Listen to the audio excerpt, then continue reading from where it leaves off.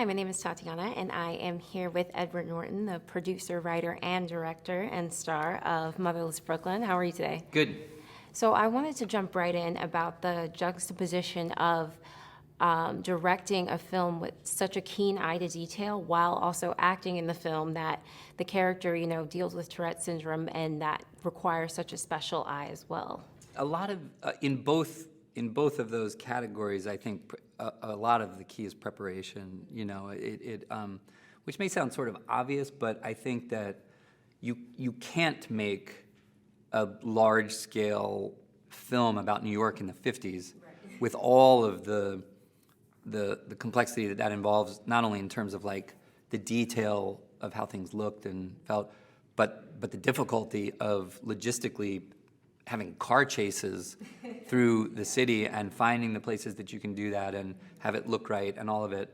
It just a lot of planning, a lot of preparation, maybe double, triple what you might normally do on a film so that you can figure out that jigsaw puzzle and have a plan. But the same is true for me. I've always felt films, unlike working in a theater, they're such a fragmented process. You as an actor, you need to do your work in a way you need to prepare in advance so that when you show up on the day with all the technical things that go on a film, you've already just sort of like taken it down into your muscles in an unconscious way, and so it's sort of the same. It's like you don't want to be as an actor, you really don't want to be thinking. Right. You want to just be acting. As a director, you do unfortunately need to sort of stay on top of a lot of details. For me, I would say the biggest anxiety I had was that with other actors, actors help each other concentrate and hold on to this kind of bubble of playing pretend together. When you're popping out of that to go and deal with the others, it's almost you're damaging the relationships and of the work with the other actors.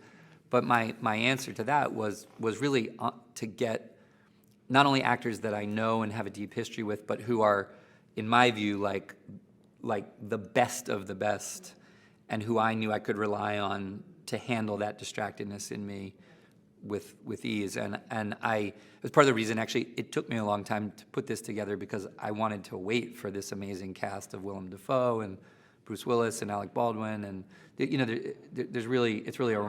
it's a really remarkable bunch of actors. And I want to talk about, too, how you were able to make us feel like we were right there with Lionel. Was that something that you intended, that we're kind of the viewers kind of putting the pieces together and building clues, and you feel like you're on this journey with Lionel as opposed to being a step back from it? Is that something you intended? Yes, well, that I have to give the credit to Jonathan Lethem, who created the character in the novel that I adapted this from. The plot of the novel is very different. We chose to put it in the 50s and deal with some of these deep social histories that took place in New York. But the magic of the book is exactly what you're talking about. It's this: you're inside his head from page one. You're inside his head. You kind of know him you hear his inner voice. You know that he's smart and sensitive and funny.